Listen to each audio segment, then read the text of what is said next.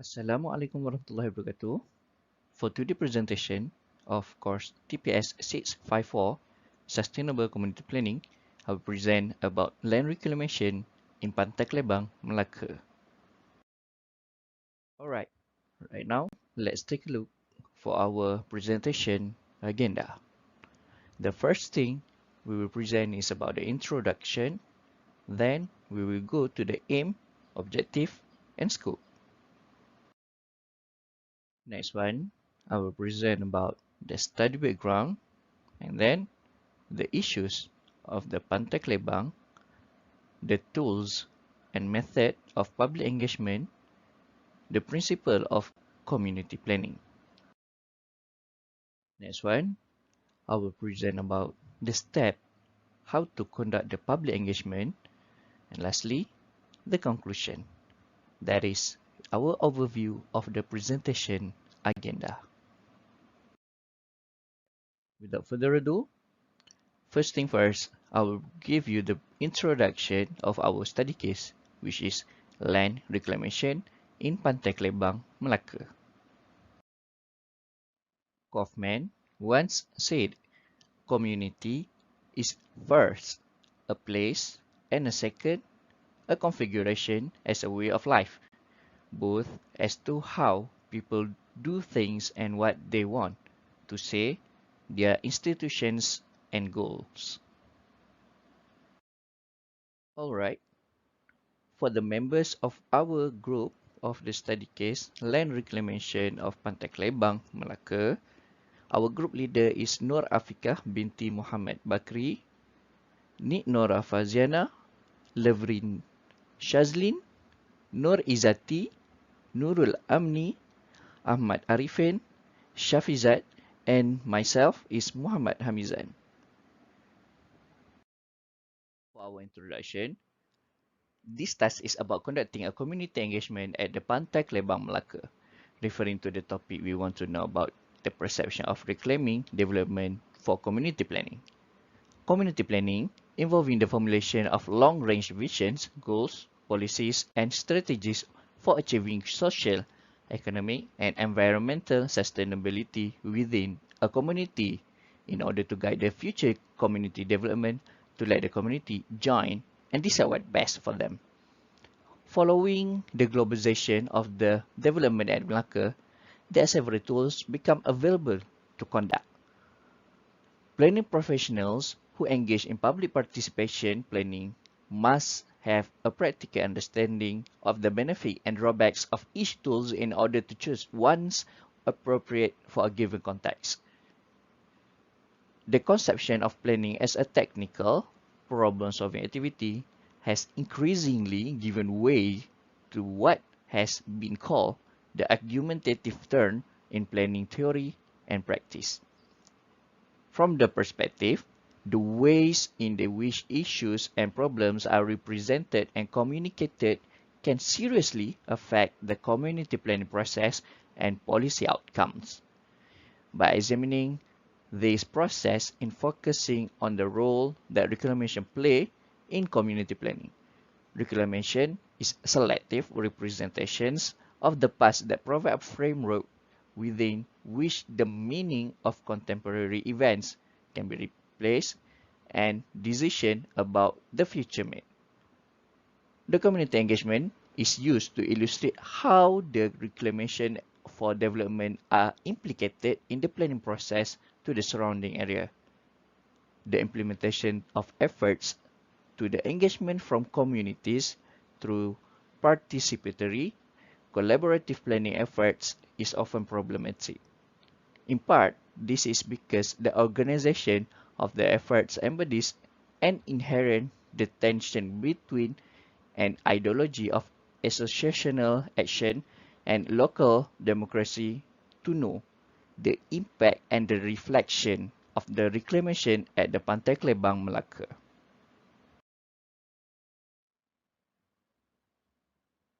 Okay, now let's jump to our next presentation, the aim, objective, and scope. The first one is about our aim. The aim for this public engagement is to reduce the issues and problems faced by the local community due to the land reclamation in Pantai Klebang, especially the fishermen. Alright, for the objective of our study, the first one is to identify the types of methods and approach that will be used. Second, we will identify the issues and problems affecting the well-being of the local community. Third, we will study the relevant needs of the local community. Last but not least, we will identify the solution to reduce issues and problems faced by the local community. For our scope, the first one is the type of tools and methods we will use to approach the local community. The second one is the issues and the problem. Next is the relevant needs of the local community. The last one is the solution to reduce the issues and problems. Let's go for our next presentation, which is study background. Okay, let's take a look for the study background. Our study case is located in Melaka, nearby Tanjung Kling and also Batu Berendam. Pantai Klebang is located in the southern shoreline of Melaka and it is facing directly to the Strait of Malacca, which makes the place an interesting place to visit. The beach is located next to the One Malaysia Square and has hidden gem called the sand dunes. That place is perfect to watch the sunrise or sunset from a secluded area.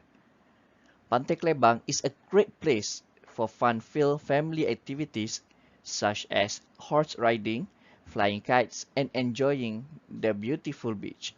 The beach also has a playground for children and there are several food trucks beside the playground which serve delicious snacks. It is particularly famous for its coconut shakes and food trucks. Let's take a look for the issues of Pantai Klebang. The issue of our study case is about land reclamation. Pantai Klebang is the chosen place to make a public engagement with the stakeholders who involved with the current issue, namely land reclamation. This issue had given an effect on the local people and also the surrounding area, especially during the land reclamation works started in 2005 until 2014. Next is regarding the ecological damage. During the reclamation project, it has affected many sectors. In addition to ecological damage and coastal structures, this submarine project is forcing the coastal fishermen to abandon their economic activities. Last but not least, the issue is regarding about the narrow river downstream. The misery faced by coastal fishermen is the impact of the reclamation had makes the river downstream to be narrow and inaccessible. Thus, the outflow to the sea is not strong enough to flow at a rapid rate, resulting in overflow from the river and flooding many areas including Alor Gajah, Berisu, and other coastal areas along the Melaka River. Next, our presentation is focusing on tools and method of the public engagement.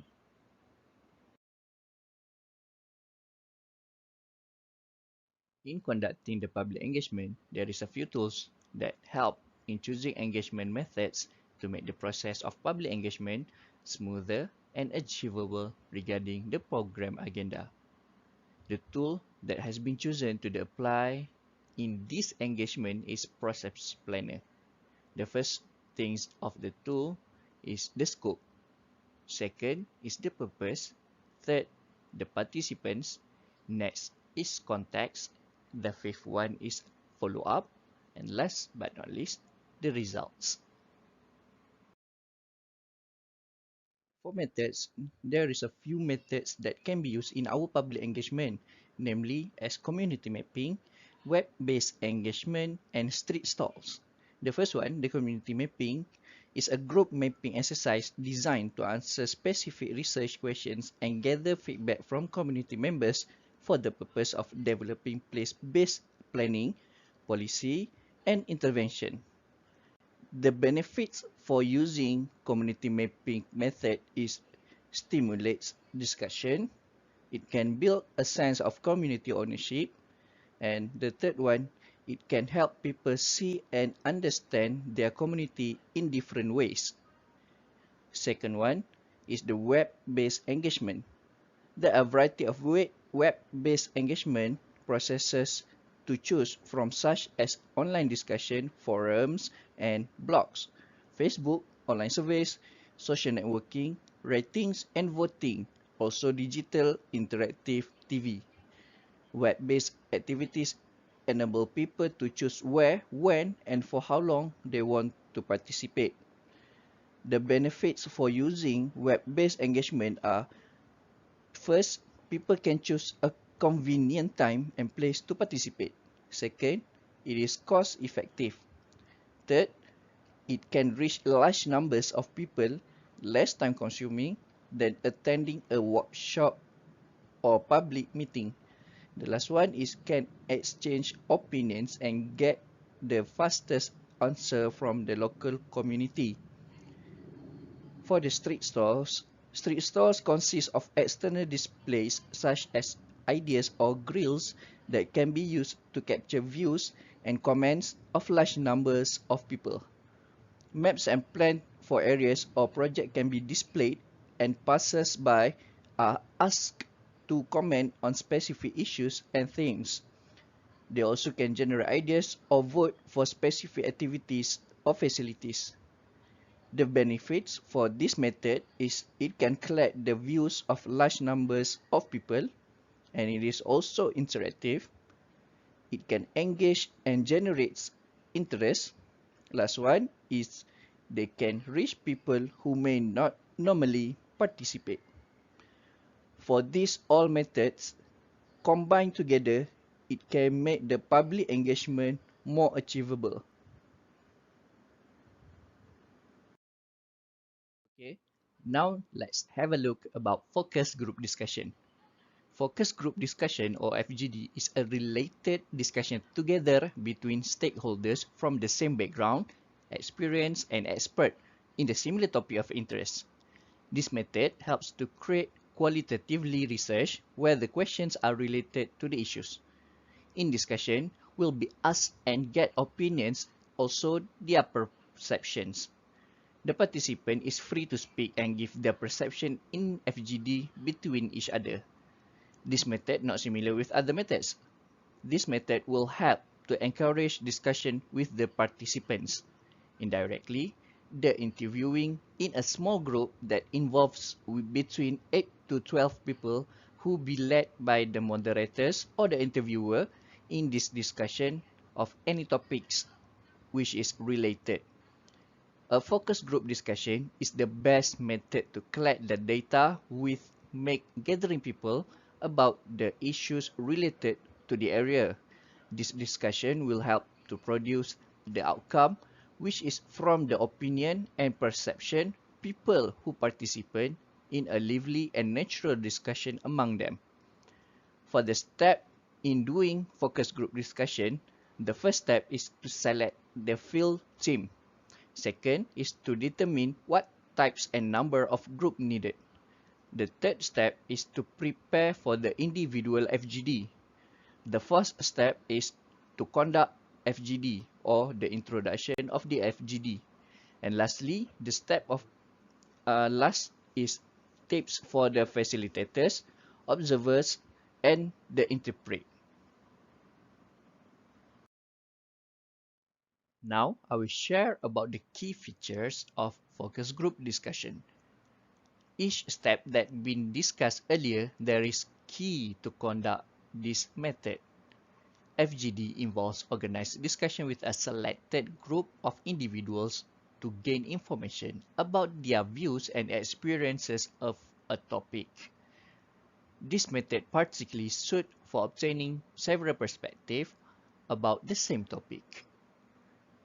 FGD helps in gaining insights into people's shared understanding of everyday life and the ways in which individuals are influenced by others in a group situation. The role of the moderator is very significant. A good level of group leadership and interpersonal skill are required to moderate a group successfully. Let's go into each step. The first step, to select the field team. There is 4 things that need to be looked into for the key features of this step. The first one is the facilitator.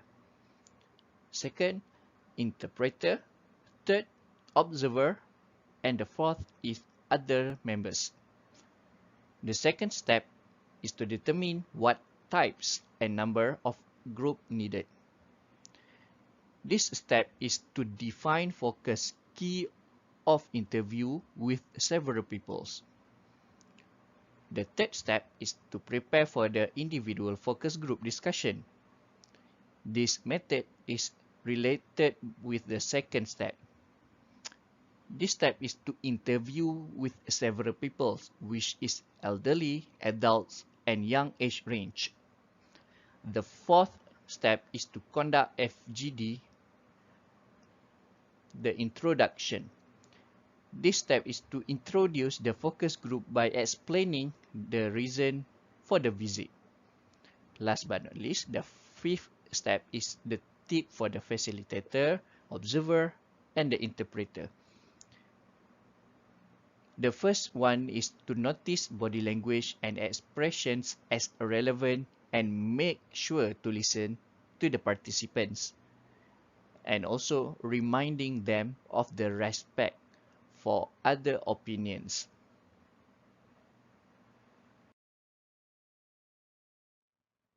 Designing focus group discussion. Focus group discussion also need to be designed to make sure the focus group discussion method can be conducted smoothly. There is 4 things that need to be looked into. The first one is participant. Each participant need to be carefully recruited. Second, in each group, there need to have 5 to 10 people. It is also preferred to have 6 to 8 people. And each people need to have similar types in a group. And each group can be repeated for several. Second is regarding the environment. In conducting the focus group discussion, the environment must comfortable, in circle sitting, and also have tape recorded.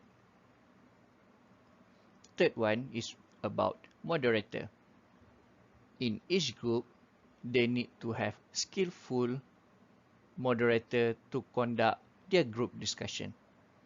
The moderator also need to use predetermined questions and also establish the permissive environment. The fourth one is the analysis and reporting. In this design, they need to have systematic analysis, verifiable procedures, and appropriate reporting.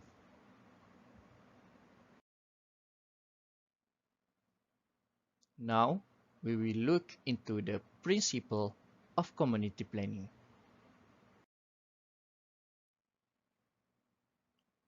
The principles of community planning. There is 6 things can be shared regarding to this community planning principle. First one is educating participants by providing accessible info regarding the problems and decisions involved to enable participants to articulate knowledgeable opinion. Second, frame issues neutrally, which means involving a demographically balanced cluster of citizens reflecting the community.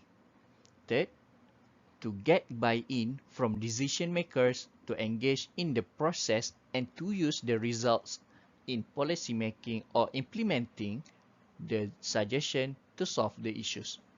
Next, support quality deliberation to facilitate a high quality discussion that ensures all voices are heard. The fifth one is work on shared priorities to understand the impact of their involvement and focus on shared priorities. Last one is long-term planning and sustain to achieve a city's unique vision of the future.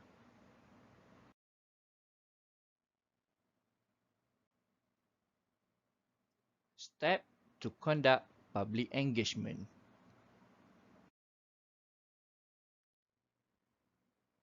To conduct the public engagement, there is several steps that we use in our study case.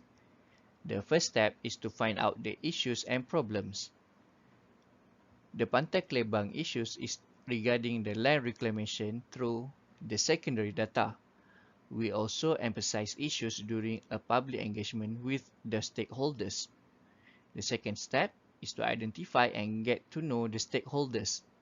We direct contact with them to inform about our program agenda in Pantai Klebang, Melaka. The third step is the selecting tools and method. Use as the platform for this public engagement to gain a response from the local people and the other stakeholder. The fourth step is spreading about the programs. We use the online platforms such as Facebook and Instagram as the platform to give information about the dates, time, and agenda of the program.